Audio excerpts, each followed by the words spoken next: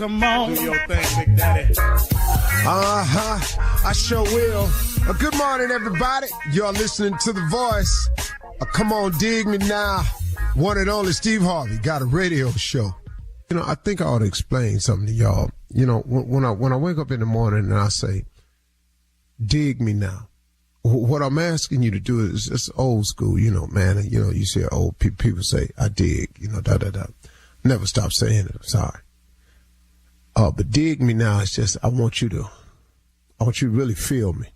I want you to understand what I'm saying, because really, this morning inspiration is all given in the spirit of sharing and love. It ain't about to expose me in any way. That's not the purpose of it. But I found that in my morning inspiration, that it's best that I use some things about myself. Because, I mean, what better example can I use? Because I know me. I know what's happened to me.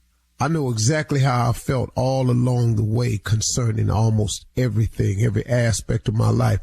I now fully do really understand why God had my life spin the way it spun. And here's a part that I want to give to you this morning. That first of all, whatever position you find yourself in today, we kind of come to one realization, that we got ourselves there. We put ourselves there by a series of thoughts and actions. Thoughts turn into things. That's very important to know. So let's look at both sides of it. For people who think negative thoughts, it turns into negative things. And the direct opposite is true for those who think positive thoughts. It turns into positive things. That's the deal. It's as simple as that, folks. I cannot break it down any cleaner. I cannot make it any clearer. Thoughts become things. So the one glaring question for all of us always is, on a daily basis, what are you thinking?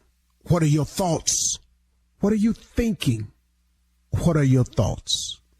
Because I can assure you, and it's not by a promise of mine.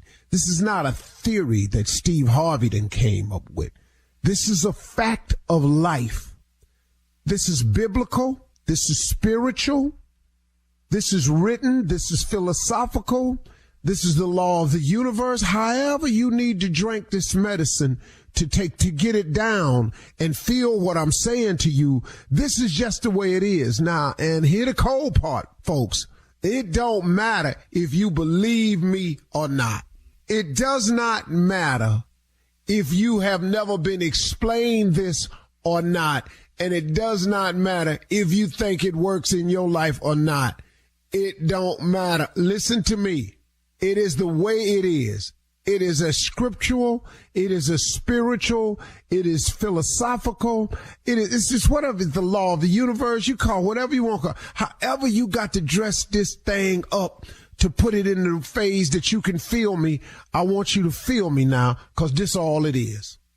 So when I say that you are where we are today because we thought ourselves here, oh, you best to believe that's true. You thought yourself here. No one else. See, let me explain something. I got people around me who so badly want to take credit for it, but I don't allow it because I keep pointing to the heavens.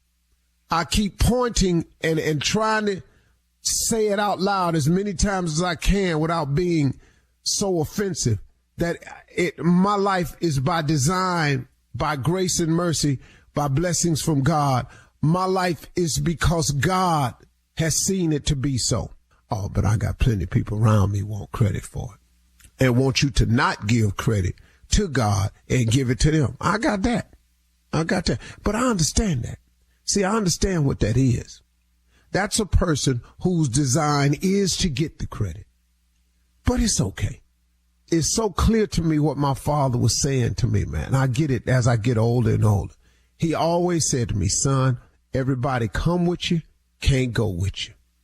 See, you know, I don't know how people say it in church. You know, sometimes they go, well, people come into your life for seasons. And I guess that's the same thing. You know, they season up, they gone.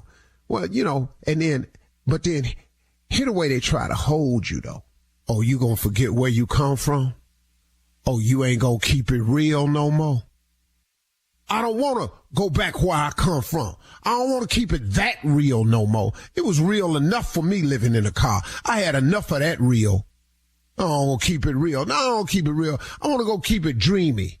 I want to go keep it fantasizing. I want to keep it out of this world. I want to keep it off the chain. I want to keep it moving. I want to keep it balling. I want to see what that's like. So no, I ain't going to forget where I come from, but you ain't going to hold me to that though. See, thoughts become things all day long. Where's your vision board? Where are the things that you want written down? What do you think about the most? How grateful are you for what all God has done for you? Where you at with that? See, here another law. If thoughts become things, let me ask you this. If all you thinking about is your debt, if all you thinking about is what you ain't got, if all you thinking about is, oh, woe is me, if all you thinking about is every time I turn around, I'm sick, if all you thinking about it's the things in life that you're lacking.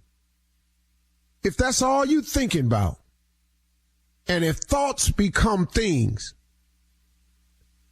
how much debt you think you're going to stay in? How much lacking you think you finna fill your life with?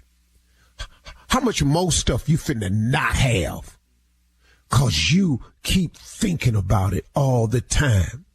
When you going to be grateful? When you going to say thank you?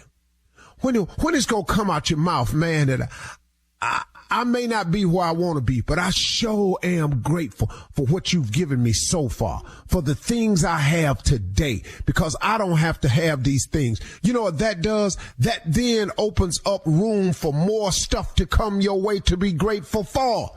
But if you're going to be ungrateful, oh, man, let me ask you something. I ain't God. I don't claim to be, but let me ask you something, man. If you're ungrateful for the things we got, if we can't show no gratitude for what we have, why would God give us some more stuff to be ungrateful for? What would he do that for? Ta-da! Anybody feel me right now? So when I say, come on, y'all, dig me now, do you understand why I say dig me? Because I want you to feel me. I want you to understand and come to the understanding. Not saying you ain't, because there's so many people got a deeper understanding than me about this whole thing. I promise you they do. But they listen to me. I'm just trying to get you to walk up in this light, man, so you can go on with your life and quit tripping yourself out with your thoughts, because thoughts become things. All right, all day. You're listening to the Steve Harvey Morning Show.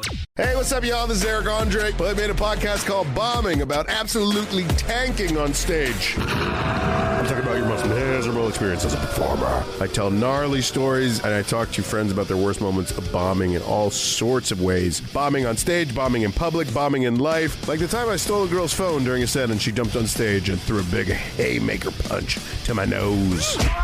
I want to know what's the worst way they've ever bombed or performed way too drunk or high. And was there ever a time where they thought they were going to crush and they stunk it up?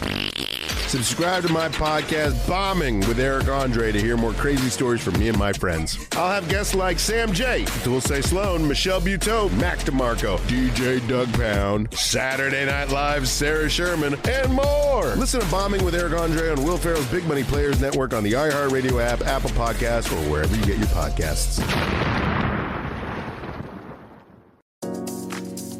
Beauty Translated is back, y'all. I'm your host, Carmen Laurent. In season 1 of Beauty Translated, you joined me as I reconnected with my local trans community here in Atlanta. With an all-new season, we're going to get into the discourse and challenge your perceptions of trans people. Join me for all-new conversations that go beyond Atlanta, beyond the South, and beyond just skin deep. Stop canceling words. Let elders, let people self-identify. I've definitely had people say, well, you would understand, you're a binary trans woman. We started advocating for community defense. And now, every Monday, I will also be translating the headlines with a mini-sode, so you can stay up to date with the latest news within the trans community. Beauty Translated is proud to be part of the Outspoken Network from iHeart Podcasts. Listen to Season 2 on the iHeartRadio app, Apple Podcasts, or wherever you get your podcasts. In 1973, Penthouse magazine launched Viva, one of the first erotic magazines for women. It was staffed by feminist writers and featured full frontal male nudity. It was going to try to be for women what Penthouse was for men. But Viva had one bulging obstacle. Its porn king publisher, Bob Guccione. I mean, here he is, a guy wearing open shirts down to his waist and chains. I'm Jennifer Romolini, and my new podcast, Stiffed, is the true, uncensored story of Viva magazine. The covers were gorgeous. Inside it was gorgeous. It was so well produced. And I thought, this is a work of art. I just loved looking at it. How did a scrappy group of feminist journalists get involved with a porn king at the height of the sexual revolution? What were they trying to say? And were they doomed to fail? Listen to Stiffed on the iHeartRadio app, Apple Podcasts, or wherever you get your podcasts. Badass of the Week, hosted by me, Ben Thompson, and my co-host, Dr. Pat Larish. That's me! Is an exciting new podcast from iHeartRadio that dives into stories full of guts, glory, and everything in between. And every week, we're telling stories of the most badass figures in history, mythology, and even fiction. We're talking about ninjas, Vikings, pirates, explorers and scientists, and even the occasional awesome dog. You mean like Goofy? Is Goofy a dog? Or is Pluto the dog? Anyway, no, I'm not talking about Goofy. I'm talking about Sergeant Stubby. I'm talking about war hero dogs. I'm talking about a bear named Wojtek that carried artillery shells for the Polish artillery during World War II. I might bring up Laskarina Bubulina. She's an 18th century Greek naval commander and freedom fighter. Or maybe Galvarino, the indigenous Mapuche warrior who replaced his severed hands with swords to fight the conquistadors. Yeah, this is the show. Listen to Badass of the Week on the iHeartRadio app, Apple Podcasts, or wherever you get your podcasts. Ladies and gentlemen, without further ado, it is time. It's moaning time. Come on now. Okay. We gather today 6 o'clock or so. That's right. Wow. That's right. With intentions of eye lightening, intentions of camaradericalness. We come to you with the intent of informatization. We are here in the morning time. That boy can write a word. In spite of the crisis that's going on around the world, we that are here are blessed and highly favored. That's right, Pastor. Amen. Walking that walk. Yes. Talking that talk. Yeah. And jaywalking when I walk. All right. Sermons ain't gotta have no meaning. They just got to sound like it's one. Fix it. I say, look here. Welcome to the baddest morning show in the land. Yeah. I know there's others, but them is imitations.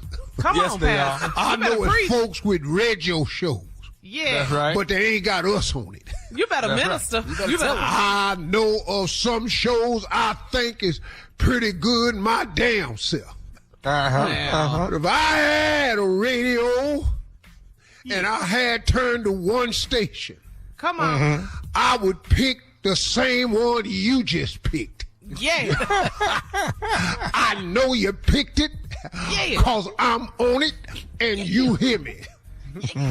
Like I said, other choices, but why make the wrong choice every day? That's right. That's right. Knowing that we are here and they are there. Come on That's now. right. That's right. Ladies and gentlemen, let me introduce him to you. A man with a large nose, great, big old lips. Bring yourself out. Pastor. Face has grown in width over the years. Okay. Mustache. Yeah. World famous. Yes, he is. That's true. Got more credits Got a lot of than Equifax. Oh, you better come on, credit. He has told more jokes than these other radio shows have attempted. Yes. Ain't nobody on in the morning more funny than me. And when I come back, I'm going to introduce me to you and the rest of the morning crew. They are here standing by. But I done took off down the road of foolishness. And I didn't know how to get off. Sometime when you go down the road of foolishness, it ain't no exit. So we on the road, and I'll be back at the bottom of the hour. In the name of the Steve Harvey Morning Show, we be right back. Right back. You're listening to the Steve Harvey Morning Show. You're listening to the Steve Harvey Morning Show. All right, it is time now to start your morning off with the nephew and run that prank back. What you got for us, Neff? I left my medicine in your house. Let's go. Hello? Hello, I speak to Clarence? Yeah, this is he. Who is this? Hey, Clarence, hey, my name is Sherman, dog. Your house is the one that got broke into last week, right? Yeah, man. Just waiting on the police to get back with me. Tell me if they found these people or not, man. So, now, hold on. What's your name again now? Sherman. How you hear about it? Oh, no, you know, I stay a couple streets over. Everybody in the neighborhood kind of heard that y'all had got broke in on. Yeah, man, everybody been kind of real good around here, man. It just don't make no sense, man. You go out here and work hard for stuff, and then, you know, people just do you like this, man. I'm just glad wasn't nobody hurt, man. My wife and my son, they alive, and that's the best thing, man. So, you know, try not to cuss for some like this happen, you know. I understand, man. I do. You stay a couple streets over, you say? Yeah. Hey, let me say this to you, man. I want to say first of all, I hate what happened. You know what I mean? Yeah, man. And I do, man. You know, and I'm glad your family and stuff. Yeah, I appreciate it, man. Well, hey, man, can I just say this here, man? And I don't really know how to say it, but I was with the two dudes that had broke in there. I was with them when they did that. Okay, did you just say you was with them that broke in my house? So you broke in my house. No, see, that's why Clarence, that's what I'm calling you, trying to tell you. I was trying to talk them out of it. You know what I'm saying? Well, what the happened? Because they did the I couldn't talk them out of it. But, you know, I wasn't in there taking nothing, is what I'm saying. Okay. Well, who was in there taking it then? Man, I can't do that. See, I ain't trying to get in the middle of that. No, you can do that. You just called my damn phone. Oh, you can tell me who broke in here. You was one of them. Who else was it with you? That ain't even the reason why I called, man. I don't give a damn what the reason you called me. You called me. Broke in my. Who was with you? Who was with you? Man, matter of fact, what street you stay on? Let me say this to you, man. That's the reason why I called. See, when we was in there, and then they started screaming and hollering at each other, then saying we got to hurry up and get out. You know, like I say, I was in there trying to talk them out of that. I don't give a if you tried to talk them into it. You broke into my broke in my house. You got the audacity to call me. Okay, but listen, man, listen to me, man. I'm listening to you for while I was in there, man, and you know we was getting out of there in a hurry. I actually left. My pills fell out of my pocket. My bottle of pills, man, my medicine, and I don't got no more refills on it, man. And I need my medicine. That's why I'm calling you to see if you don't mind me coming back over there to get my pills. I don't give a about your medicine. Who gives a about? I tell you what. Dog, could ask me about some medicine. Dog, I was just caught up in a bad situation, man. I swear to God, if I see you over here, I swear to God, I'm gonna beat your ass. Dog, I'm gonna beat your ass. You better be glad my son wasn't in my house. Man, listen, man, I'm not trying to have no problems with nobody. I just need my medicine, man. Your medicine. You got problems with me. I don't have no more refills on that medicine. I need my medicine. I'll get sick. tell you what. Come get your medicine. You know exactly where I stay at. I'm going to have the front door open. You ain't got to break in this time. Come get your medicine. I swear to God, you're going to need more than just that medicine. I'm going to put some on your ass. I swear. Man, why you taking it out on me, man? And I'm the one that was in there trying to talk him out of it. You was with them. That's the point. Bring them too. Tell them to help you come get your medicine. So all I want to do is get my medicine and be through with this. That's all I'm trying to say to you. I ain't trying to start no trouble with you. Start no trouble. You broke into my house. You know what? I tell you what. This here. I tell you what. Come get the medicine. Come get the medicine right now. I'm at home. What street you stay on? I'll bring it to you. Hey, man, I'm not finna go back and forth arguing with you, man. I'm finna come over there and get my medicine, and, man, you're gonna be through with each other. You ain't got to go back and forth, I tell you what. Come on over here. Get your medicine right now. This evening, you're gonna need some more medicine. They gonna come break in my house. You broke into my I take care of my wife and my kids in this house. I understand that. And I will not be back in your house after I get my medicine. Who the is you hollering at? Dog, I tell you what, no. You ain't gonna be back in my house after you get this medicine. You gonna have a permanent new residence. I swear to God, you're gonna be living in the cemetery. Listen, I got one more thing I need to say to you before I get over there. Is you listening to me? Say that on your way over here. I'm gonna say it. I'm on my way now. I got one more thing I need to say. Is you listening? Well, say it then. This is nephew Tommy from the Steve Harvey Morning Show. You just got pranked by your sister Bree. Hello? Who the is this? Hey, man. Hey, class, this nephew Tommy, man, from the Steve Harvey Morning Show. Your sister Bree got me to prank you, man.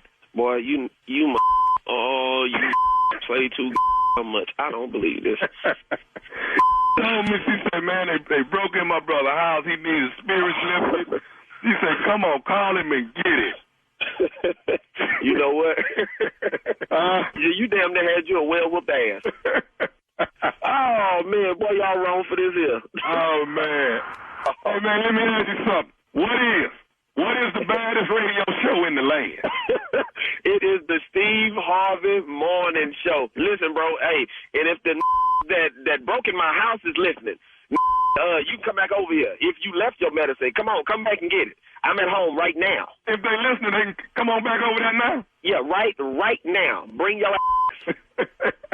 Boy, y'all wrong for that. Ooh, nephew Tommy. I don't know nobody better than me. All right, thank you, nephew. Coming up next, it is Ask the CLO with... You're listening to the Steve Harvey Morning Show. All right, guys, time now for Ask the CLO. Chief Love Officer Steve Harvey in the building. Steve, this one is from Leela in the DR. Leela writes, I'm a 40-year-old single woman and I'm dating a 42-year-old man that I met online. We both made it clear that we were looking for a relationship that would lead to marriage. He is everything I've prayed for, and we spend every night together and we travel together. We've even exchanged I love you, so I was a happy camper. Last week when we were on vacation, he told me that he's not ready for a relationship. Then he said he's lucky to have me and he loves me. I'm so confused by the mixed signals. We've been dating for 8 months. Should I give him one more time or should I give him more time? Well, he just told you he's not ready for a relationship. So first thing you need to know is, what does that mean? Now, in English, it means he don't want to be committed to you. And he don't want you telling nobody he belonged to you. That's what it sounds like it means in regular English. Now, you in the DR, and I've been there before, and y'all do speak very fluent English.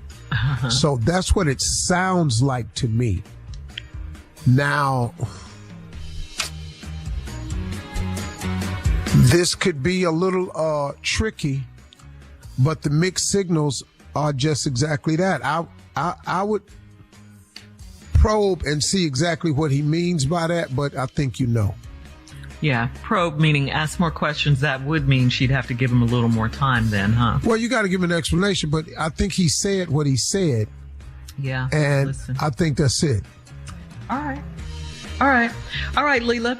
We're moving on now to Janet in Oxford, Mississippi, who says, I'm in my mid-30s, engaged to a guy from a small town in Tennessee. When we got our marriage license, all hell broke loose and I started getting harassed by women from his past. Apparently, he has 8 children by 6 different women, and 4 of the women warned me that his child support debt will be mine if I marry him. He and his best friend said it's not true, and his crazy ex-wife is behind all of this. I don't know what to believe. He said he has 3 children, and I met them. Should I run away while I can? Well, 8 kids. 8 with child support. Whew, that's going to be rough. Now, he done went and got his boy to co-sign the 3. He does have 3. Your deal is to find out if he has 8. They have a thing now called research. They have the internet. They have Google. Yeah. They got everything. You can find out a lot of stuff. If I were you, I would get busy just to double check the story. Now, the reason you're writing us is because you got the feeling somebody's telling the truth about your man. Yeah. Because your question, your thing was, should I run away now? Well, you already know something's up. So you have an inkling. So you got to follow up on the inkling. Do not ignore the inkling. Okay, that's right. Great advice. Great advice. Do not ignore that. You got it for a reason. It's called intuition. All right, CLO. 8 kids is a lot. That's a lot. Yeah. Well, you ain't going to be able to get out under that child support. I can tell you that right now. Yeah. All right, moving on to Perry in South Carolina, who says, I was messing around with a married woman for a few weeks, and her husband found out and jumped on me. I had to get stitches in my head, and he scratched my cornea, so I went to an outpatient clinic. I didn't have health insurance at the time, so she paid my medical bill without her husband knowing it. The clinic, listen though, the clinic mailed the receipt to her house, and her husband saw it. Yeah, he texted me saying he'll deal with me again whenever he sees me. I'm too old to keep fighting. Should I call him and talk this out? Well, it don't sound to me like you've been fighting. Should I call him and talk this out? You just said you was messing with a married woman, this man's wife. Let me ask you something, Perry. What you gonna call him and say? What this conversation finna be? Hey man, look, we need to stop this. I'm too old for this. Well, you was messing with his wife. He said he gonna deal with you when he see you again. Now, look, you done got stitches, and you done got the one corner. You ain't gonna be able to see after this next ass whipping. I'm just gonna tell you flat out. He gonna bust up all your visual capabilities. This man hot about his wife. Oh, yeah. Now, she felt bad for you and paid your medical. You ain't got medical. You ain't got no business messing with this man's wife. Yeah, he said it. Dog, what do you want? Yeah. Go away. It's crazy. Bro. Yeah. You need to move. Yeah, he needs to go away. You're absolutely right. Yeah, you need to move, man. But you're going to get this other whipping, though. Sooner he going to deal with you. He seen him spend some money on you. Yeah. Or he going to whip you again, partner. You got to get that out of him. And you got it coming. He told you. He didn't even tell you he was going to get you the first time. No, he gave you fair warning this time. Stitches in his head. Yeah. All right. He was whipping him them hands, man. He was throwing them hands. He texted her from her phone. I'm going to get you when I see you. And it say Sheila at the top. All right. Our last question comes from Jay. Jay, what you got for the CLO? You met a freak in the club. You don't know the freak's name. Y'all go to the hotel. You tie the freak up. You go out to get some ice. You forget what room the freak is in. What do you do? What do you do? You don't. As long as you ain't forgot where your car is. That's the key. Leave her tied up. Hey, you don't know nobody's name? You can't remember the room. You went to get ice? Nope. Now you can start knocking on doors and do this here. You in there? Freak. Mumble if you tied up. Her name is Freak. I'm sorry, man. Sir, excuse me. I'm sorry, I got the wrong room. My bad. This is way You too stand there in much. your drawers with an ice bucket. You're listening to the Steve Harvey Morning Show. Hey, what's up, y'all? This is Eric Andre. I made a podcast called Bombing about absolutely tanking on stage. I'm talking about your most miserable experience as a performer. I tell gnarly stories, and I talk to friends about their worst moments of bombing in all sorts of ways. Bombing on stage, bombing in public, bombing in life. Like the time I stole a girl's phone during a set and she jumped on stage and threw a big haymaker punch to my nose. I want to know what's the worst way they've ever bombed or performed way too drunk or high. And was there ever a time where they thought they were going to crush and they stunk it up? Subscribe to my podcast, Bombing with Eric Andre, to hear more crazy stories from me and my friends. I'll have guests like Sam J, Dulce Sloan, Michelle Buteau, Mac DeMarco, DJ Doug Pound, Saturday Night Live's Sarah Sherman, and more. Listen to Bombing with Eric Andre on Will Ferrell's Big Money Players Network on the iHeartRadio app, Apple Podcasts, or wherever you get your podcasts.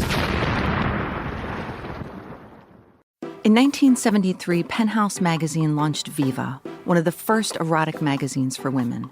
It was staffed by feminist writers and featured full frontal male nudity. It was going to try to be for women what Penthouse was for men. But Viva had one bulging obstacle. Its porn king publisher, Bob Guccione. I mean, here he is, a guy wearing open shirts down to his waist and chains. I'm Jennifer Romolini, and my new podcast, Stiffed, is the true, uncensored story of Viva magazine. The covers were gorgeous. Inside it was gorgeous. It was so well produced. And I thought, this is a work of art. I just loved looking at it. How did a scrappy group of feminist journalists get involved with a porn king at the height of the sexual revolution? What were they trying to say? And were they doomed to fail? Listen to Stiffed on the iHeartRadio app, Apple Podcasts, or wherever you get your podcasts. Beauty Translated is back, y'all. I'm your host, Carmen Laurent. In season 1 of Beauty Translated, you joined me as I reconnected with my local trans community here in Atlanta. With an all-new season, we're going to get into the discourse and challenge your perceptions of trans people. Join me for all-new conversations that go beyond Atlanta, beyond the South, and beyond just skin deep. Stop canceling words. Let elders, let people self-identify. I've definitely had people say, well, you would understand, you're a binary trans woman. We started advocating for community defense. And now, every Monday, I will also be translating the headlines with a mini-sode, so you can stay up to date with the latest news within the trans community. Beauty Translated is proud to be part of the Outspoken Network from iHeart Podcasts. Listen to Season 2 on the iHeartRadio app, Apple Podcasts, or wherever you get your podcasts.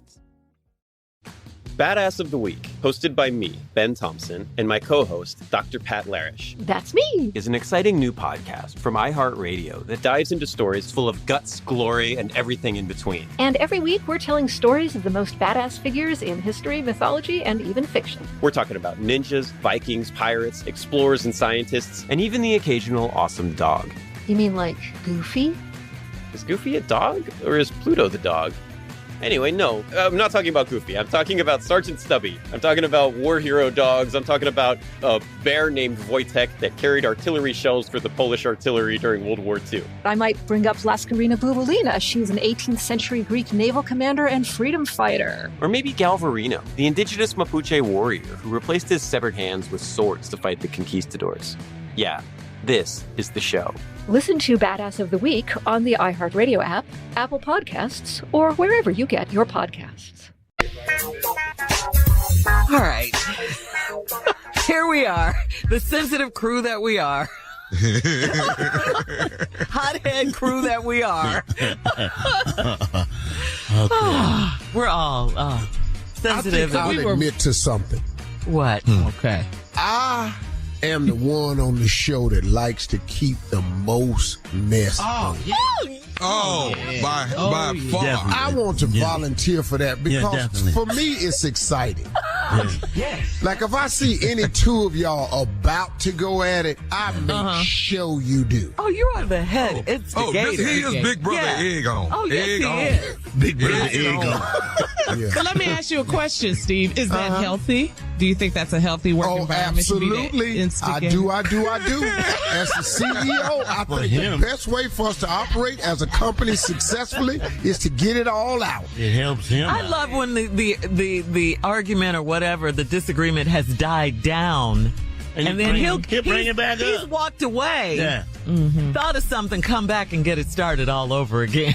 He'll throw a bomb. That's you. Sure. Oh, ain't no doubt. Thank you. And that's what I'm here for, guys. To make sure that we have healthy relationships. Nobody's harboring any sentiments and ill will towards one another because we get it all out. You want to get it like, off the for chest example, right now. Come on, let's go. I'm thinking between Junior and Jay. I think the two of them being the sickest people on the show. I think the fact that they go at one another so relentlessly, I think that's actually healthy. Well, it makes me feel better knowing he gonna die. Junior! Y'all have to stop that, man. Junior! What is in his name? Now, Junior, what if you had to speak at his funeral after that? That's not good. What would you say, dog? First of all, I'm gonna go in there and kick the casket over, see if his body disassembled. Make sure he gone. You're not gonna be sad or cry, Junior? Wait a minute. Over who? Jay! He has not been a supporter since he got Is this true, Jay? It is absolutely true. He was going to have the sickle cell walk, right? And remember, they had the, I know this is the flood. They had the flood. Yeah. All I said is, he said, it's raining. We can't have the walk. I said, why can't you have the swim? And so he got really upset about that. He should have. Yeah. Good. He go too far. Get in water. Yeah. But here's my thing. If I do die, I have left instructions that my funeral be cold as hell. What you mean, Jay? I mean, the temperature Junior. It's going to be in an ice box, so he ain't even coming.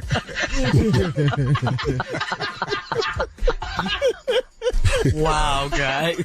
Yeah. But this is all day. This is all day long. But there's some love there. There's some love. Jay will hit you with a mic stand now. That's been tested and proven. I have heard that he will hit you with a mic stand. I was with him in Memphis when he did. Some things happen, yeah. Sir, laugh a lot. Allegedly, Jay. Yeah, allegedly, yeah. No. There's no film on that.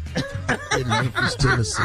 We're all very, very sensitive. Very, very sensitive. Yeah. Now, you want to know who throw the most punches at Tommy, though? You're looking at him. No, that'd be Shirley. Yes. No, really, it's Shirley. Oh, yeah. It's Shirley. She goes Shirley in. throws them. Steve just takes the alley-oop and dunks it. That's Well, ain't no need of you throwing an alley-oop and I don't go up and get it. Now, that right there would be, now I'm a pole power forward now. Because I just love seeing him snap off. So you like pushing his buttons. I just do. I don't know why. But he's gotten so much better, but a lot better. Because he's gotten better, that means I have to go harder and deeper. I think, the other thing with Tommy, he's finally reached the point where he's really doing what he wants to do. So he's happier now. I'm in a good place. You know what, man? You know what, Tommy? You know what, Joe J? I mean, he really is, man. Yeah, he's doing what he wants to do. That. Yeah. He's in a much better place, and he's touring. This is the happiest he's ever been. And he's not home much. That is the main thing. And I was going to say, and he's been in a lot of movies. The main thing, his ass ain't home much. That's a side kidney punch he just did. Come on. There she go. Come on. He's been in so many movies. Well, let's talk about those. I was going to say that. No, we're not talking about that. Yeah. Insecure. That was his autobiography. Story of his life. That's two. What was that movie like a about man. the doctor? The heart specialist. Heart specialist. Yes. Heart specialist. Yeah, that was it. He was in Medea Boo, the first one. Yeah. He was in Think Like a Man. I think you said that And one. what about that karate movie he was in? That one with was them weak, low-ass kicks. There was some high kicks, dog. Wait a minute. That was high kicks to you. Some high kicks, my nigga. They was high kicks to you. boy. All you was doing was kicking me in my stomach. Oh, my God. I forgot about them. No, we haven't. I see. But he is much happier now. You hear it in his voice. And guess who started that, folks? Shirley. Shirley did start. Shirley, you started that. Oh, I started by the movies. Yeah. Yes, you did. Yeah, I own it. Okay. Now, if but I then, throw a rock Shirley, at see, you Shirley, started, then you back out and just do last. Well, because if I started, you're sure to finish it. That's why. But what I appreciate about you, though, Shirley, is you laugh hard. It's about my friend. Oh, he's your friend now. You laughing at your friend laughing? Yeah. oh, my God. Alley-oop. But you do sound happier, man. Much happier. Yes, sir. Thank you. I'm in there, man. All right, we'll be back with more of the Steve Harvey Morning Show right after this. You're listening to the Steve Harvey Morning Show. Time now, guys, for a round of Would You Rather. Would you rather steal honey from a bear or steal honey from a beehive? I'm going to get this beehive. Yeah, we take the beehive. So I will run with the whole hive. I'm not fooling with that bear. Now, if it's Winnie the Pooh, then I'm cool then. You think Winnie cool? That's what you think? You think Winnie cool? You let that cartoon fool you. Get out there with Winnie's ass and see what happens. You think Winnie cool? It's got to be the actual Winnie, though. Okay, all right. And if the Winnie Pooh that I met down at Disney, I'd knock his ass out. And get your honey. But if you talking about a real bear honey, give me that damn beehive. Wow. I'll be walking as slow as I can. Bees be all over my ass. I walk their ass right into a lake. All right. Would you rather go to jail for a crime your loved one committed, or would you rather snitch on your loved one for a crime they committed? Oh, God. Yeah, your ass is gone. B. Yeah. You're a snitch? I'm telling you. I'm not a snitch. Telling. I'm not snitching. I'm telling. I'm truthful. There's a difference. Same thing. Dog, I'm going to go to jail for something I didn't do that my loved one did. For a loved one. Or snitch on them and send their ass to jail. Yeah. Which loved one we talking about? Who that's we a talking different thing. Who are we talking about? Okay, it just says loved one, but say it's your spouse or, your favorite child.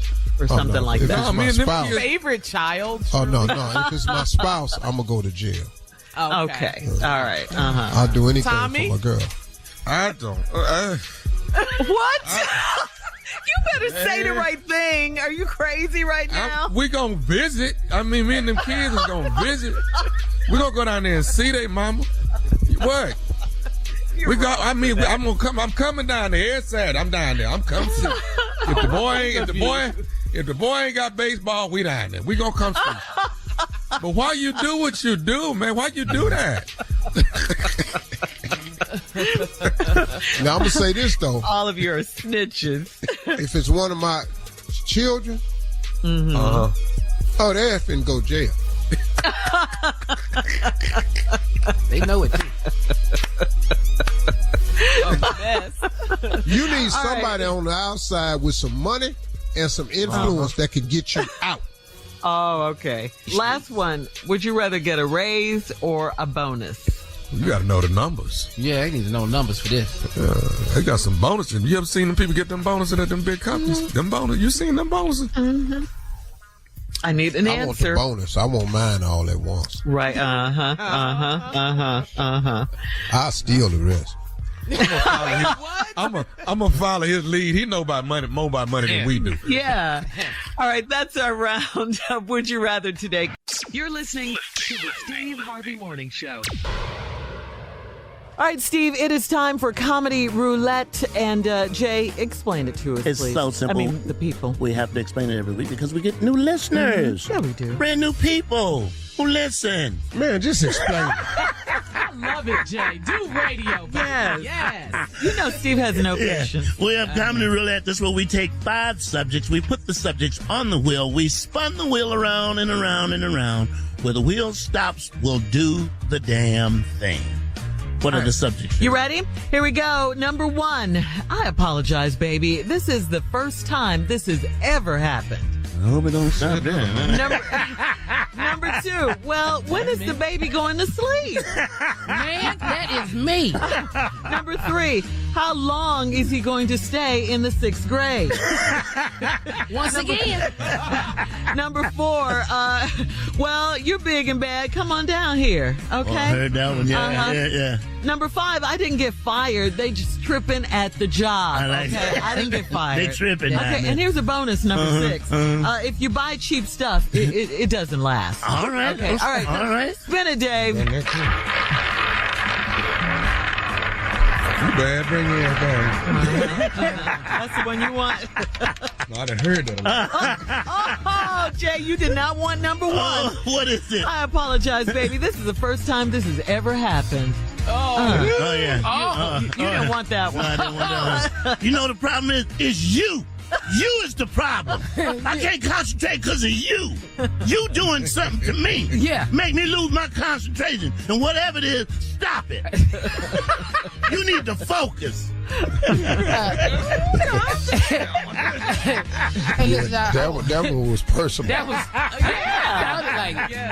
That's why he didn't want it to stop on me. Man. Okay. Well, look here. I want to apologize. This has never happened before. But me and the microwave went off at the same time. I want to say I'm sorry. Ding, ding, I did not know I was through. And the food. Ding, ding, ding. Listen. I apologize. This is the first time this has ever happened. I dreamed I was peeing. Okay. All right. That's why we both laying here wet. I'm just saying, this is the first time this has ever happened, and I apologize. Okay. I was peeing in my dream. Okay. Yeah, when you're 12. Yeah. Okay. You can have pee at 50.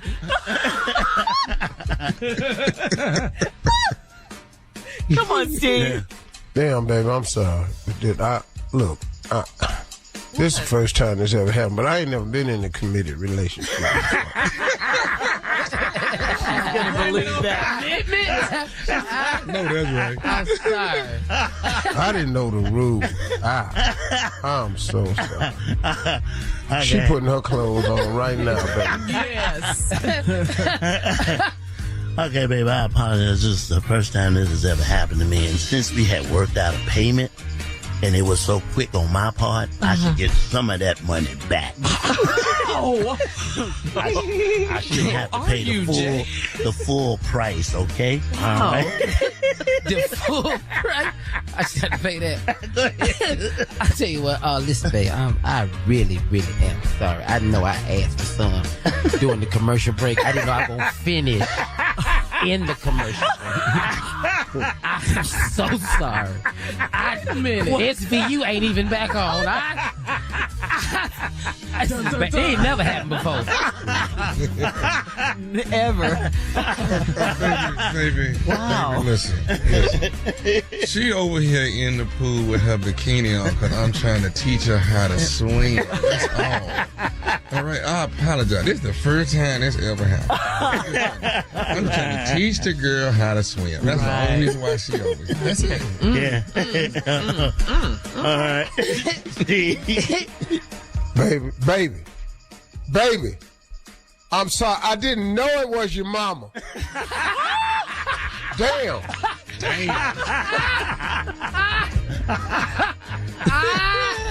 I didn't know. I had no idea. I'm supposed to know. I'm supposed to know. All right, listen. Up next, it's the nephew, the king of pranks, with a prank phone call right after this. You're listening to the Steve Harvey Morning Show. Coming up at the top of the hour, right about 4 minutes after, it's my strawberry letter for today. The subject, she's getting more than money from him. But right now, the nephew is here with today's prank phone call. What you got for us, Neff? I'm going to give you the prank in a second, Stuart. I just want to, from the last break that we had, the people that called in on Steve's voicemail, I want the record to reflect. Listen, I am 5'10" and a half, okay? Let's get this understood out there. 9 and a half, the doctor said. The doctor, I don't even go to that doctor no more. I am 5'10". You had to get a second opinion. Yeah. You always get a second and third opinion call. Okay, I'm 5'10" and a half. How can you get another opinion with a measuring tape? Right. It is what it is. Did you just say that, man? Hell, it's not the doctor, Tommy. Something happened, Shirley. I used to be 5'10" and a half. Now I don't know what the hell happened, but I'm 5'10". You're getting old. You're shrinking. That's right. I believe whatever height you say you is, Tommy. I believe you, man. Then you had that operation on your throat. You done lost an inch. It took an inch of throat meat out, and now you're down. You were just shut up, boy. That long ass neck, that turtleneck. That turtleneck is shorter now. Now, Tommy, because of that operation, you can't even wear turtlenecks no more. Yes, I can. Well, you got on the T-shirt now. Look how high that is. So cruel. So cruel. No, I'm just trying to help you joke your way through it. You said you were doing special about it. You said they took out an inch of throat meat. Oh, well, what is throat meat? That's the question. Throat meat, that's how his head is now closer to his shoulder. We need that R in throat. It's throat. Yeah. I got all my nephew. Look, man.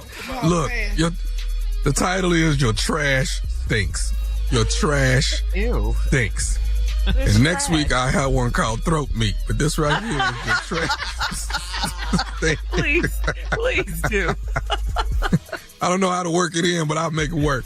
Throat Meat, right here. This is Your Trash Stinks. Let's go, Cat. Hello. Hey, I'm trying to reach Swerve. Yeah, this is me. Who it is? Hey, how you doing, man? I'm one of your neighbors, but I'm one street over from you. You over there off you at River Ranch Drive? Yeah, that's right. Who it is? This Rico, man. How you doing? I'm one of your neighbors on the next street over. How you doing? Okay, I'm doing good, brother. How you get my number? One of the neighbors on your block gave me the number, man. We was having a little situation. Wanted to reach out to you. Some stuff going on here in the neighborhood, man, and wanted to try to make you aware of it. Well, what's going on, brother? It seemed like well, you know, the trash man run on Tuesday, okay, and Saturday. Right. Now, the problem is that a lot of people, I guess since the holiday just passed, you know, a lot of people got their stuff out on the curb already. Right. Right. Now, the problem is that they saying, man, is that your trash is actually really, really foul. It's smelling pretty bad, and we wanted to call you, man, and see if you don't mind. Hold on. You say you calling me because you smell my trash? Well, yeah, they say yours is the one that's really stinking, man. And if you could actually maybe put it back in the garage until Tuesday, you know. I'm not putting no trash in no garage. That's why I put it outside. I didn't have enough room in the garage. Okay, well, see that. And who is everybody saying my trash stinks? Hey, listen, I'm sorry. I'm not trying to, you know. This is what I want to tell you. If everybody in the hood got a problem with my trash tank, you tell them to come take the out. Okay, well, we've discussed that too. But listen, we don't want no trouble, man. If we can just get you to put your trash back in. I'm not moving no trash. I pay rent over here, my brother. Hey, we're not gonna go back and. I'm not gonna go back. I don't give what you gonna do. I'm telling you where I pay rent at. Don't tell me to do over here. Okay, well, listen, man. Aren't you concerned that your trash is stinking and reeking through the whole neighborhood? I don't give a damn if who smell my trash. If they got a problem with it, tell them to come take it out. Seal it in and stand out there. Okay, well, that's the problem. The problem is that you took it out and you took it out too early. You should have put this out till Tuesday morning. And that's what we're going to start Tuesday, Saturday, Monday, Friday. If I put it out there, it's staying out there till they come get it. I'm not going to go back and forth with you, man. I don't give a damn what you going to do. You ain't finna call me telling me to take my trash out. I pay rent over here. Okay, well, hey. How is everybody smelling my trash out of everybody on the street? I don't know. I from my understanding, it's a couple holes in it and some food or something must have got out. I don't know if one of the rodents or a dog got in it or what the case may be. But, you know, we need to try to get your trash in the backyard or something, man. My trash ain't going no damn well. And how come you the one, what you focusing on this? How come my next door neighbor ain't calling? How come your around the corner and you calling? Who put you up to this? Well, everybody's smelling it. I was just fortunate enough to get your phone number. I said, well, look, I just gone and called it myself. Well, I tell you this. You and the that gave you my phone number. Tell the come take it out. Till then, it ain't going nowhere, Claire. Okay, well, listen, let's Swerve. This is what we decide on in case we got to this situation with you. What's that? I just come over there and put the trash in your backyard until Tuesday morning. And Tuesday morning, I'll come back over there and take it out. That way, all the smell will be in your backyard and it won't be out on the... You say you go what? I'm going to come over there and put the trash in your backyard so the smell, that funky... I mean, that's I'm sorry. Let me tell you this, man. If you come over here, you might well call the police, because that's who you going to need if you come over here. Bring all the that had a problem saying my trash thing to come over here and take it out. Well, hey, man, you trying to act like it don't smell, man. I don't give a if it smell. I tell you what I do. I go out and put Clorox on it. Would that help you out a little bit? Okay, but see, that's not what the people in the neighborhood want. We want you to take... I don't give a damn what they want. I'm telling you what I'm going to do. And how the did you get my phone number any damn way? Hey, I already told you, man. I got your number from one of the neighbors on your street that said they didn't want to get in the middle. Tell me who? To the left or to the right? Tell me which one of Okay, listen, Swerve. Once you get to the meat of the problem is your trash stink, dog. How is my trash? How the hell y'all pinpoint my trash out of everybody else's trash on the block? And how in the hell you smell mine? I don't know, man. I don't know what it is. I don't know if your trash busted open or what the deal is. But everybody's saying it's Swerve trash that stinking. Listen, that's too much trash for me to be going through trying to see what stinks. It's 9 bags of trash out there, and it's gonna stay out there until they come get it. And you ain't coming over here. Okay, now that's where you wrong, Swerve. I am coming over there. I'm coming over there, and I'm gonna take that trash and put it in the backyard till 2. Now, if you're gonna try to get in my way, whatever. But I got to go on and get this trash in the back. I tell you what, bring your over here right now. I'm gonna put on my suit. I'm standing on the porch right now. Bring your around the corner. Come on, Rico, whatever your name is. Rico. I'm Rico one street over, and I'm smelling your nasty trash, man. Take your trash out. My may smell, but you ain't gonna come take it out. I bet you that. Hey, listen, Swerve. I'm gonna say this. Swerve, man, stop calling my name. Excuse me? Stop calling my name. Who in the hell told you to call me Swerve? All my call me by that name. Okay, well, hey, that's what they call you. What's wrong with me calling you? You Swerve? don't call me that name. Now you paying my trash thing. Come over here and take the trash out. Hey man, I ain't nobody sitting there scared of you, Swerve. I'm trying to get the name. Didn't I just tell you stop calling my name? Ain't no Swerve. Come over here. I'm gonna show you what I'm gonna do. Okay, well, hey, then it is what it is. Bottom line, I'm on my way over there to move that damn trash. Come over here. Come over here and move it. I'm on the porch right now. Come on over here. Meet me out by the nasty stinking trash you got.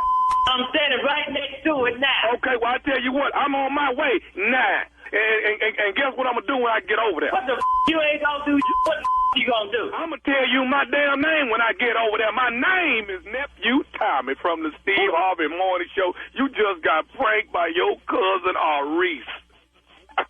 Oh man, get the out of here.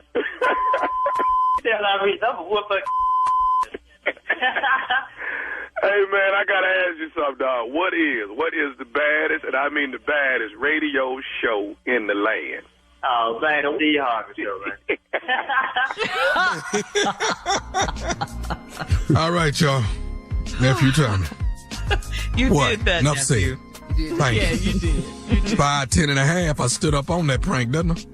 I can't wait for throat meat, though. I'm not going to lie. Yes, I did. Coming up next, Strawberry Letter subject. She's getting more than money from him. We'll get into it right after this. You're listening to the Steve Harvey Morning Show. Hey, what's up, y'all? This is Eric Andre. I made a podcast called Bombing about absolutely tanking on stage. I'm talking about your most miserable experience as a performer. I tell gnarly stories, and I talk to friends about their worst moments of bombing in all sorts of ways. Bombing on stage, bombing in public, bombing in life. Like the time I stole a girl's phone during a set and she jumped on stage and threw a big haymaker punch to my nose. I want to know what's the worst way they've ever bombed or performed way too drunk or high. And was there ever a time where they thought they were going to crush and they stunk it up? Subscribe to my podcast, Bombing with Eric Andre, to hear more crazy stories from me and my friends. I'll have guests like Sam J, Dulce Sloan, Michelle Buteau, Mac DeMarco, DJ Doug Pound, Saturday Night Live's Sarah Sherman, and more. Listen to Bombing with Eric Andre on Will Ferrell's Big Money Players Network on the iHeartRadio app, Apple Podcasts, or wherever you get your podcasts. In 1973, Penthouse magazine launched Viva, one of the first erotic magazines for women. It was staffed by feminist writers and featured full frontal male nudity. It was going to try to be for women what Penthouse was for men. But Viva had one bulging obstacle. Its porn king publisher, Bob Guccione. I mean, here he is, a guy wearing open shirts down to his waist and chains. I'm Jennifer Romolini, and my new podcast, Stiffed, is the true, uncensored story of Viva magazine. The covers were gorgeous. Inside it was gorgeous. It was so well produced. And I thought, this is a work of art. I just loved looking at it. How did a scrappy group of feminist journalists get involved with a porn king at the height of the sexual revolution? What were they trying to say? And were they doomed to fail? Listen to Stiffed on the iHeart Radio app, Apple Podcasts, or wherever you get your podcasts. Beauty Translated is back, y'all. I'm your host, Carmen Laurent. In season 1 of Beauty Translated, you joined me as I reconnected with my local trans community here in Atlanta. With an all-new season, we're going to get into the discourse and challenge your perceptions of trans people. Join me for all new conversations that go beyond Atlanta, beyond the South, and beyond just skin deep. Stop canceling words. Let elders, let people self-identify. I've definitely had people say, well, you would understand, you're a binary trans woman. We started advocating for community defense. And now, every Monday, I will also be translating the headlines with a mini-sode, so you can stay up to date with the latest news within the trans community. Beauty Translated is proud to be part of the Outspoken Network from iHeart Podcasts. Listen to Season 2 on the iHeart Radio app, Apple Podcasts, or wherever you get your podcasts.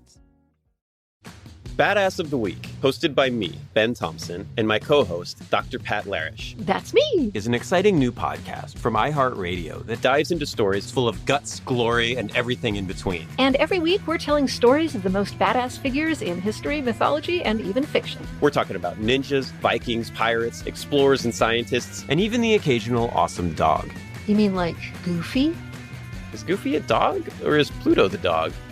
Anyway, no, I'm not talking about Goofy. I'm talking about Sergeant Stubby. I'm talking about war hero dogs. I'm talking about a bear named Wojtek that carried artillery shells for the Polish artillery during World War II. I might bring up Laskarina Bubulina. She's an 18th century Greek naval commander and freedom fighter. Or maybe Galvarino, the indigenous Mapuche warrior who replaced his severed hands with swords to fight the conquistadors. Yeah, this is the show. Listen to Badass of the Week on the iHeart Radio app, Apple Podcasts, or wherever you get your podcasts. It is time now for today's Strawberry Letter. And if you need advice on relationships, dating, work, sex, parenting, and more, please submit your Strawberry Letter to steveharveyfm.com and click Submit Strawberry Letter. We could be reading your letter live on the air, just like we're going to read this one right here, right now. Buckle up and hold on tight. We got it for you. Here it is, the Strawberry Letter. Thank you, nephew. Subject, she's getting more than money from him. Dear Steve and Shirley, I'm a 51-year-old man and I have a wife, but I haven't lived with her in 4 years. It's a long story, but I'll try to make it brief. 4 years ago, my cousin had a bad divorce and he needed somewhere to stay. So my wife and I let him rent one of our side of a duplex we own. I made him promise to be respectful to my older tenant that shared the duplex with him because she's a Christian woman that loves peace and quiet. He moved in, and in less than 2 weeks, the old lady called me to complain about sex noises coming from his side of the duplex. I talked to my cousin and asked him to knock it off. I work full time, so my wife manages our 3 properties and collects the rent, but I'm the only one the old lady will talk to. She's never liked my wife, and one evening I'd stopped by the duplex to put some reflective numbers on the old lady's side of the duplex because she said her girlfriends couldn't find her house at night. I pulled up and my wife's car was parked in the side yard out of plain view. I knocked on my cousin's door several times and there was no answer. The old lady came out of her door and she told me that they can't hear me knocking because they're in there having sex and making a bunch of noise.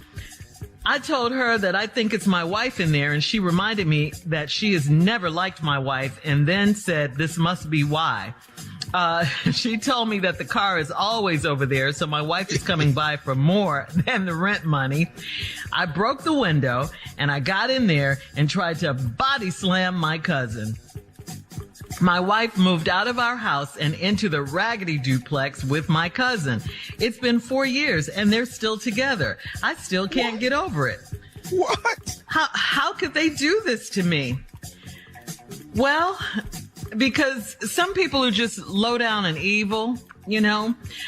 You may still be married on paper, but you don't have a wife. You may as well let that go, because she let it go a long time ago. She left you then, way back. And we can't pick our relatives, so he's going to be your trifling cousin forever. My advice to you is to first get a divorce, because clearly this marriage is over. It's been 4 years. The next thing I would do is put them out of the duplex. Put them out. It's been 4 years. Your cousin should be able to get his own place by now. He shouldn't be living off you anyway. I mean, you said you can't get over it, but you're gonna have to move on with your life. I mean, life does go on. Try to get back out there. If you have friends, you can hang out with them to ease back into the dating scene. I know you're 51. I know that.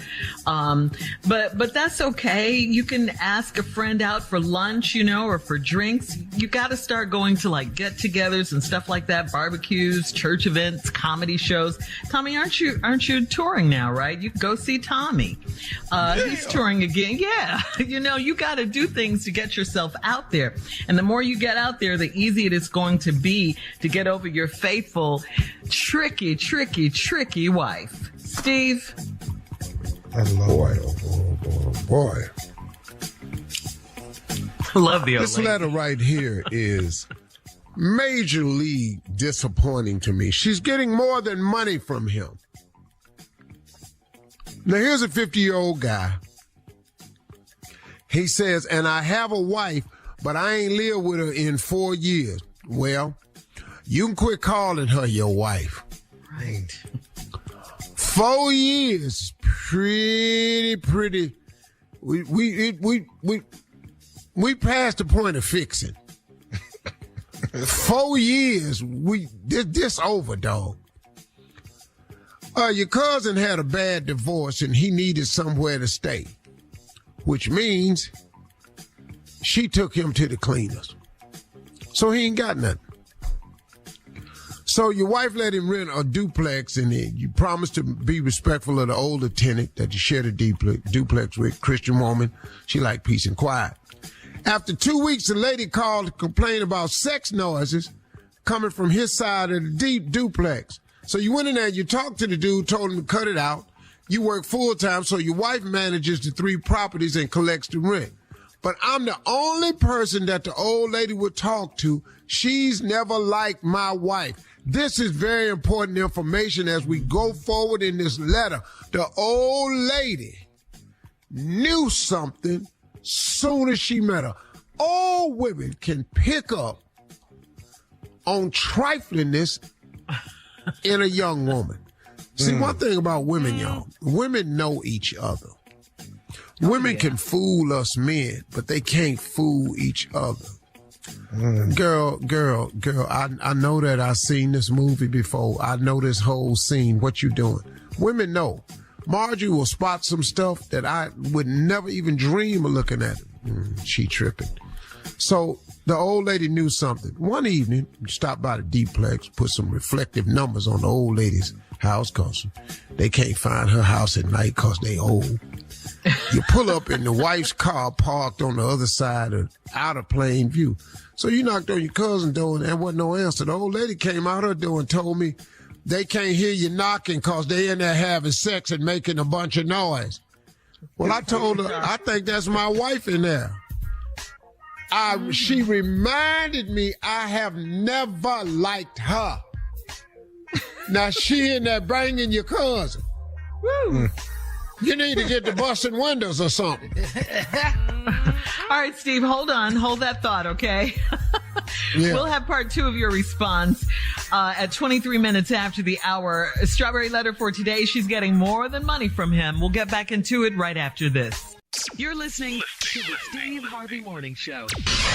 All right, come on, Steve. Let's recap today's Strawberry Letter. The subject, she's getting more than money from him. Well, I'm going to recap this letter, and then we're going to do a live reenactment. Okay. Shirley is going to be the woman. Oh. Okay. Tommy going to be the guy. What? Okay. Tommy's going to be the guy? Tommy, you know, trifling, you got that.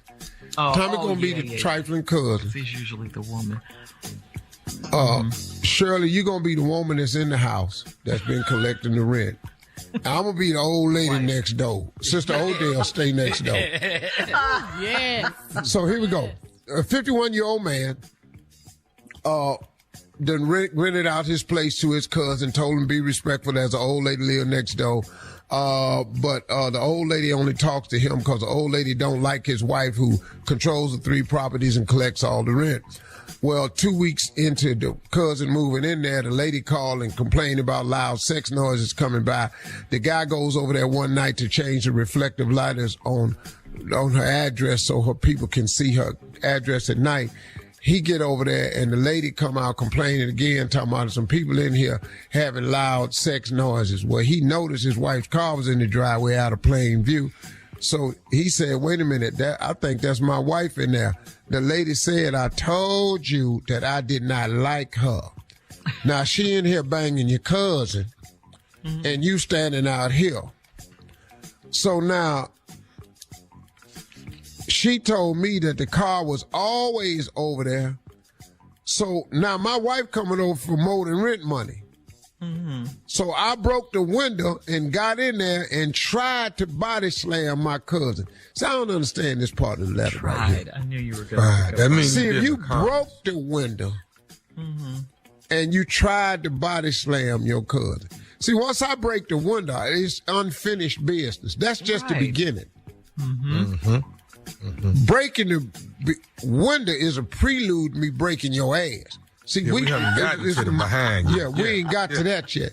But if I broke this window, stepped in here and cut my back of my thigh on this glass, because you got to climb through that window, you going to cut your leg.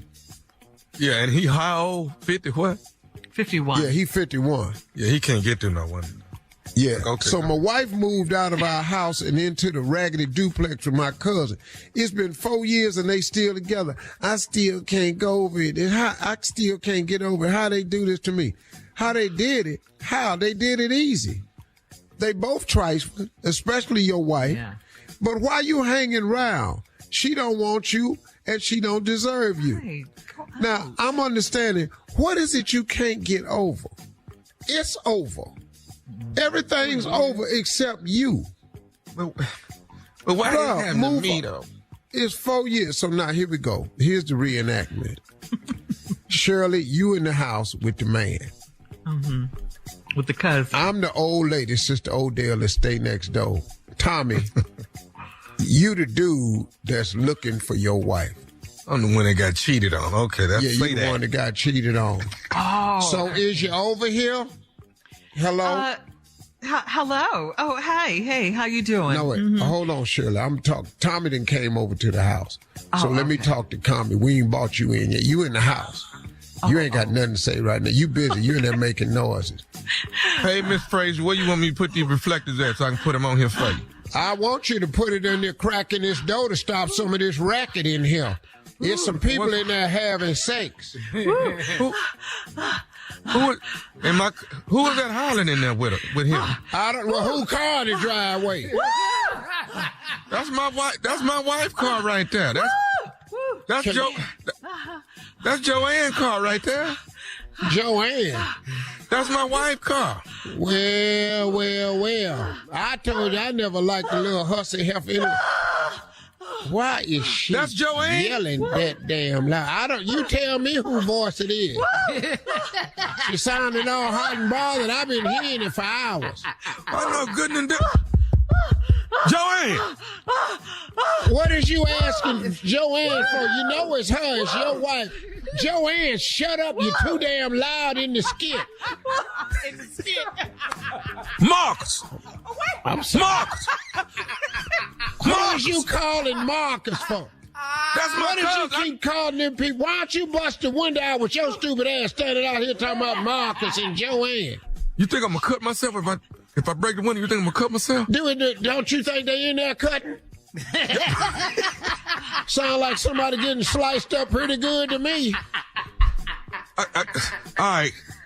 One, two, three.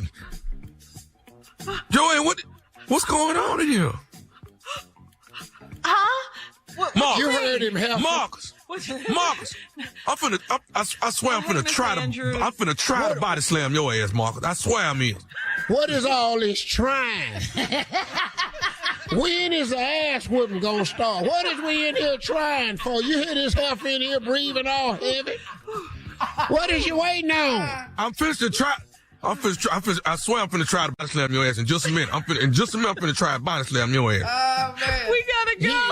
He ain't in here trying to do her.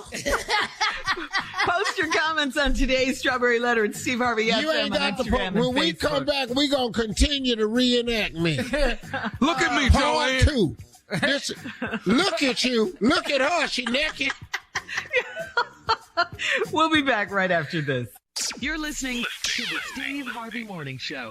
Hey, what's up, y'all? This is Eric Andre. I made a podcast called Bombing about absolutely tanking on stage. I'm talking about your most miserable experience as a performer. I tell gnarly stories, and I talk to friends about their worst moments of bombing in all sorts of ways. Bombing on stage, bombing in public, bombing in life. Like the time I stole a girl's phone during a set and she jumped on stage and threw a big haymaker punch to my nose. I want to know what's the worst way they've ever bombed or performed way too drunk or high. And was there ever a time where they thought they were going to crush and they stunk it up? Subscribe to my podcast, Bombing with Eric Andre, to hear more crazy stories from me and my friends. I'll have guests like Sam J, Dulce Sloan, Michelle Buteau, Mac DeMarco, DJ Doug Pound, Saturday Night Live's Sarah Sherman, and more. Listen to Bombing with Eric Andre on Will Ferrell's Big Money Players Network on the iHeartRadio app, Apple Podcasts, or wherever you get your podcasts. In 1973, Penthouse magazine launched Viva, one of the first erotic magazines for women. It was staffed by feminist writers and featured full frontal male nudity. It was going to try to be for women what Penthouse was for men. But Viva had one bulging obstacle.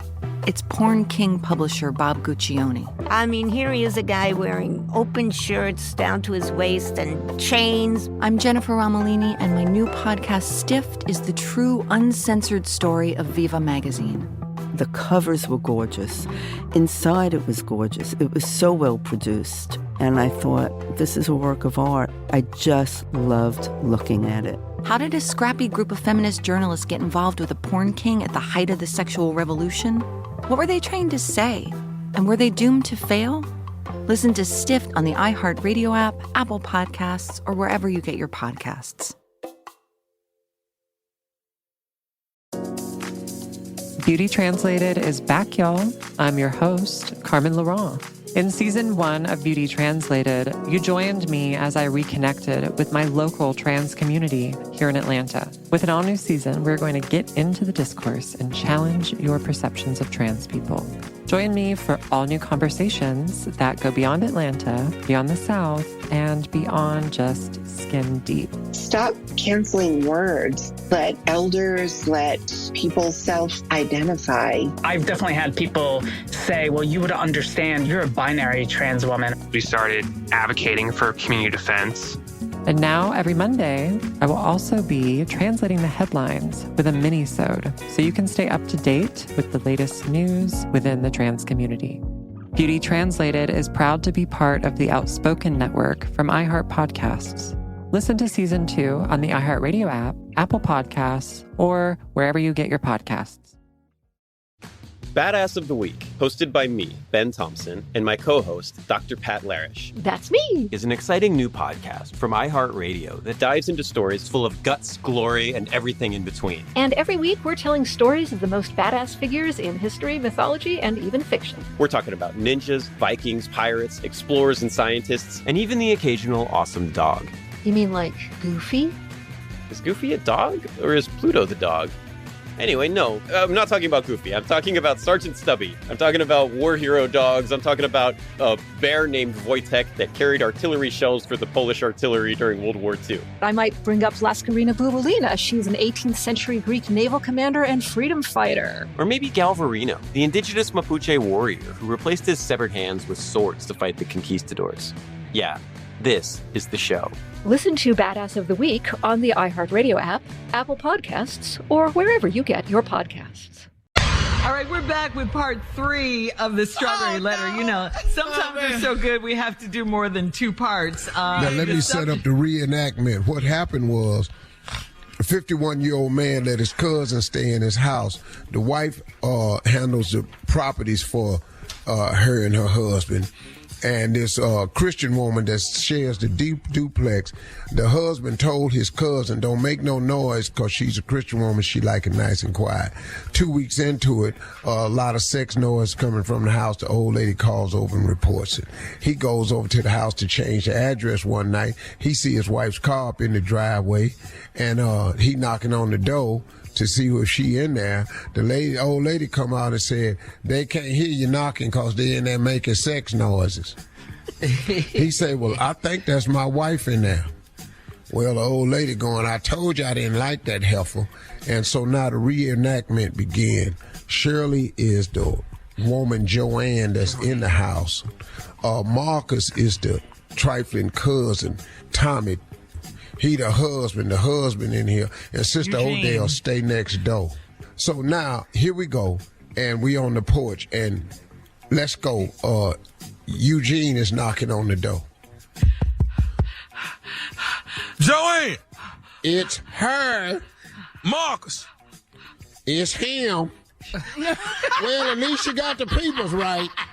Marcus DeAndre Daniels. I know you ain't in there with my wife. Marcus! And Joanne the hussy. I'm finna bust this window. I'm telling you, I'm finna bust this window. Fitna. Fitna, shoulda, woulda. 1. Sure waiting on you to do something. 2, 3. 2. 2.5, Joanne. 3, damn it. Bust the window. What is you waiting on, Eugene? 3. See? You in here naked, Joanne? Joanne? She just ain't got no clothes on. Why you naked, dusted. Joanne? Why is you naked, Joanne? I'm not naked. I got clothes on, baby. She in there collecting the rent. Marcus, I'm finna try to body slam you, Marcus. You hear me? Try. Didn't sound like they was in there trying. Sound like somebody was getting something accomplished. Yeah, it's finna happen, Marcus. It's finna happen. Right here. She'll be right there here. when it go down. Right here.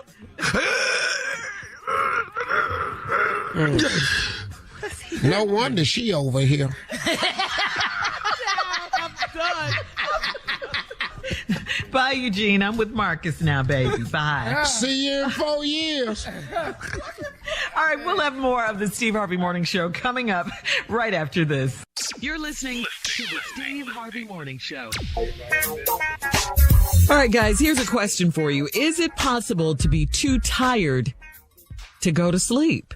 It's perfectly possible to feel tired and at the same time have trouble dozing off. Certain life stresses and health problems can leave us feeling exhausted, but at the same time make it difficult to relax and go to sleep. Also, missing out on sleep can disrupt our natural rhythms, which can make us feel wide awake when we'd usually be sleeping.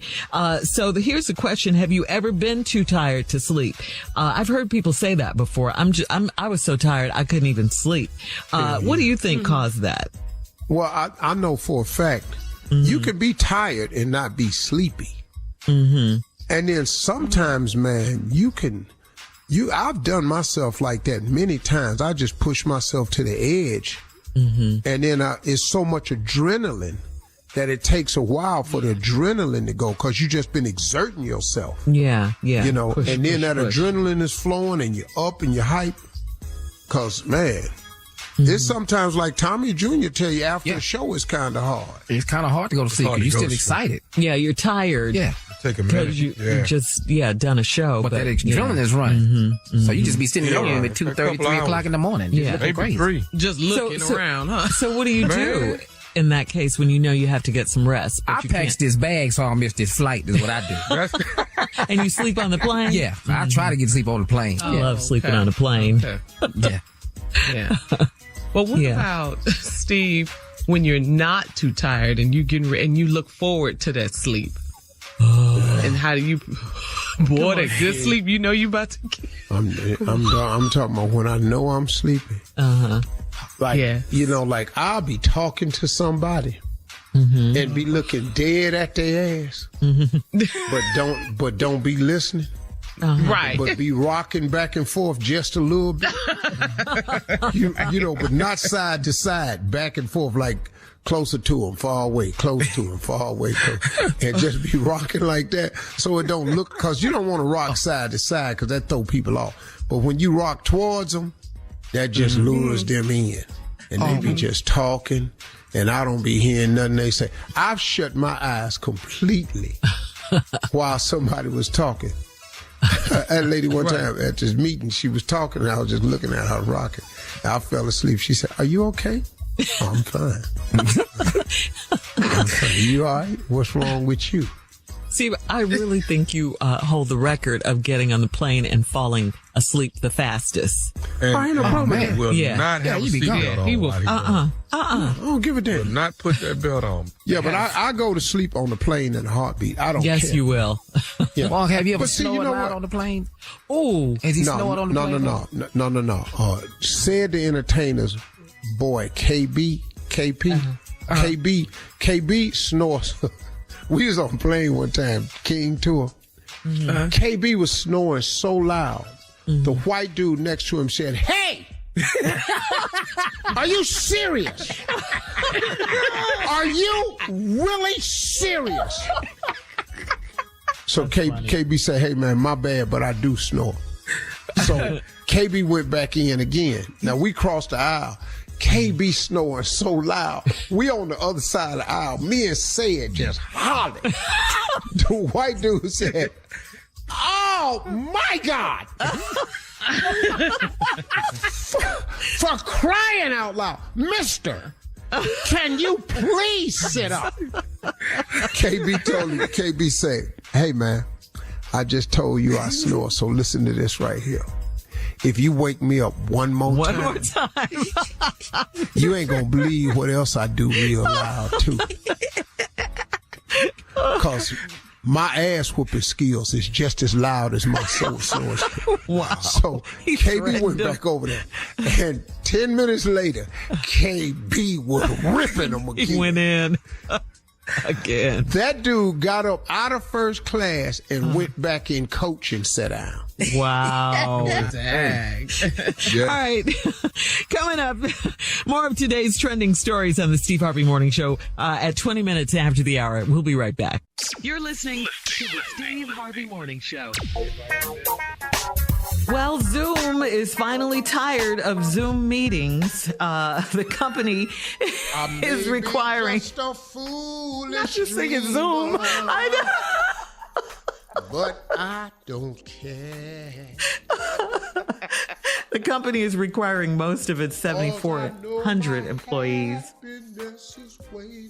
to come back to the office Okay, Zoom at Zoom. So the on at Zoom least people a are not at part-time work? basis. Starting this month, the company said they believe having employees in office will be the, quote, most effective for everyone involved. I like to fly away. Employees are fighting back against the hybrid model and complaining about the time and money it will now cost them to commute. Wow. That's cold when you can't Zoom at Zoom. That's cold. Ain't that something? That's cold. I love Zoom. Me too. Yeah, it's great. I hope it don't ever go away. It's the best. We love it. It's great. Man, I be on the Zoom sometime and I don't want to be on it no more. I just cut my camera off, walk off, and then come back and cut the camera on and act surprised. Like, I don't know what's going on. Yep. Well, There you go. Yeah, they got to start going back in now, at least part-time. Coming up at 33 minutes after the hour, we're going to play another round of Would You Rather right after this. You're listening to the Steve Harvey Morning Show. Time now, guys, for a round of Would You Rather. Would you rather steal honey from a bear or steal honey from a beehive? I'm going to get this beehive. Yeah, we take the beehive. So I will run with the whole hive. I'm not fooling with that bear. Now, if it's Winnie the Pooh, then I'm cool then. You think Winnie cool? That's what you think? Yeah, you think Winnie cool? You can let that cartoon fool you. Get out there with Winnie's ass and see what happens. You think Winnie cool? It's got to be the actual Winnie, though. Okay, all right. If it's the Winnie Pooh that I met down at Disney, I'd knock his ass out. And get your honey. But if you talking about a real bear honey, give me that damn beehive. Wow. I'll be walking as slow as I can. Bees be all over my ass. I walk their ass right into a lake. All right. Would you rather go to jail for a crime your loved one committed, or would you rather snitch on your loved one for a crime they committed? Oh, God. Yeah, your ass is gone. B. Yeah. You're a snitch? I'm telling you. I'm not a snitch. Tell him. I'm not snitching. I'm telling. I'm truthful. There's a difference. Same thing. Dog, I'm going to go to jail for something I didn't do that my loved one did. For a loved one. Or snitch on them and send their ass to jail. Yeah. Which loved one we talking about? Who that's a different thing. Who are we talking about? Okay, it just says loved one, but say it's your spouse or, your favorite child. Or something like that. It's my spouse. Favorite child? Oh, no. If it's my spouse, I'm going to go to jail. Okay. All right. I'll do anything for my girl. I don't. What? You better say the right thing. Are you crazy right now? We going to visit. Me and them kids is going to visit. We're going to go down there and see their mama. What? I'm coming down there every Saturday. I'm down there. I'm coming see. If the boy ain't got baseball, we down there. We gonna come see. But why you do what you do, man? Why you do that? Now I'm gonna say this though. All of you are snitches. If it's one of my children, they effing go jail. They know it too. You need somebody on the outside with some money and some influence that can get you out. Oh, okay. Last one. Would you rather get a raise or a bonus? You got to know the numbers. Yeah, I need to know numbers for this. They got some bonuses. You ever seen them people get them bonuses at them big companies? Mm-hmm. Them bonuses. You seen them bonuses? Mm-hmm. I need an answer. I want the bonus. I want mine all at once. Right. I'll steal the rest. I'm gonna follow his lead. He know about money, more about money than we do. Yeah. All right, that's our round of Would You Rather today. Coming up, it is our last break of the day, and of course, we'll have some closing remarks at 49 minutes after the hour from the one and only Steve Harvey right after this. You're listening to the Steve Harvey Morning Show. All right, Steve, here we are, last break of the day, and Steve, give us something uplifting in your closing remarks, okay? Look, I know when you're chasing your dreams that it gets a little hard for you sometimes. I'm fully aware of that. I know sometimes when you're chasing them dreams, it gets daunting. I know you get disappointed. I know really, man, that you become impatient because you go like, wow, man, it don't seem like nothing's happening. I'm just saying that to hang in there. I'm just trying to encourage you. You know, the one thing in order to make your dreams come true, you can never quit. If you quit, 100%, I can promise you your dreams won't come true. If you quit. So you've got to persevere. You've got to be persistent. You're gonna have to realize that you're going to be faced with the challenges, the disappointments, hardships, setbacks. It's a part of the life. It's part of life, but it's part of the game of success. What the devil does, though, he has a masterful trick. In this moment of disappointment, setbacks, hurt, and impatience, he has an amazing trick. He starts playing with your mind. Maybe it ain't meant to be. Here go a real when he playing it. You know, it probably ain't God's will. You gotta be careful of that. And be careful of people who always tell you it may not be God's will. How do they know what God's will is for you? Be very careful of people who always come to you with that. Never a word of encouragement. Never a word to say, hey, you know, I'm pulling for you. None of that. You know, be leery of people who say, you know, it may not be for you. Maybe it's not for you. How do they know this? How do they know this? If you bent on that happening, if you've seen it in your imagination over and over and over, if you're thoroughly convinced that this is for you, and if you're gifted at it, stop listening to these people. Stop listening to these people. Have you ever heard somebody, you know what, could be, maybe you're thinking too big.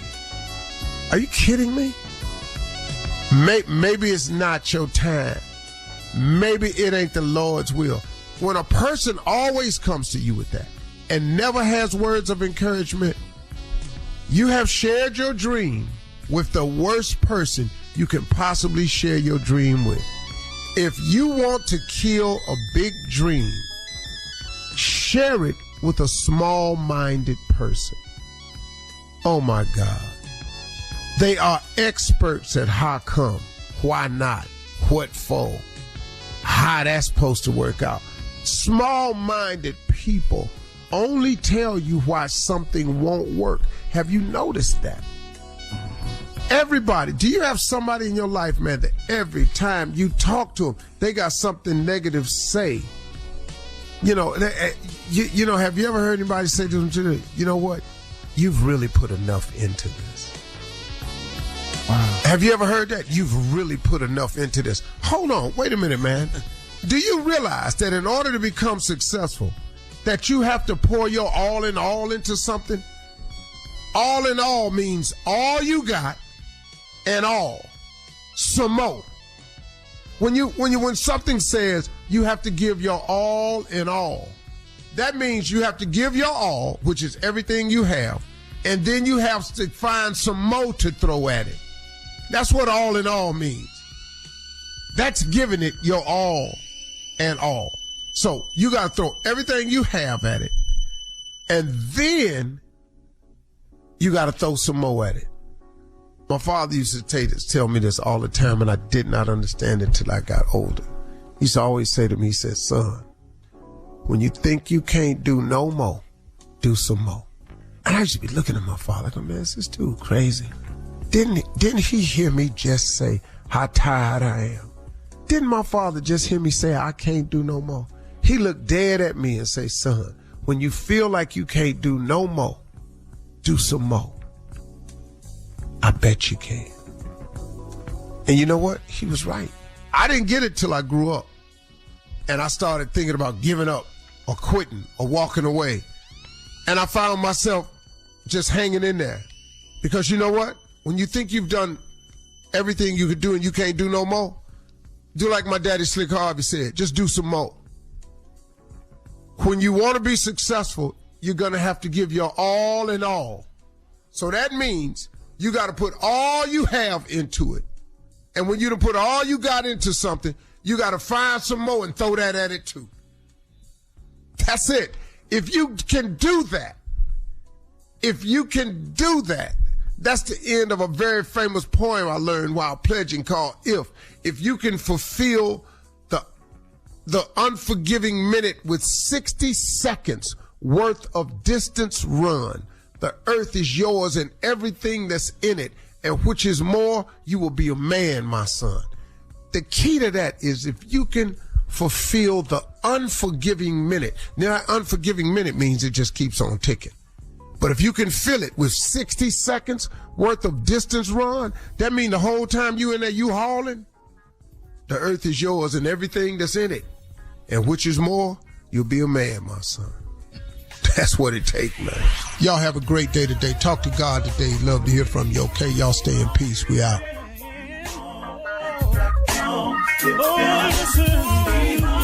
For all Steve Harvey contests, no purchase necessary, void where prohibited. Participants must be legal U.S. residents at least 18 years old unless otherwise stated. For complete contest rules, visit SteveHarveyFM.com. You're listening to the Steve Harvey Morning Show.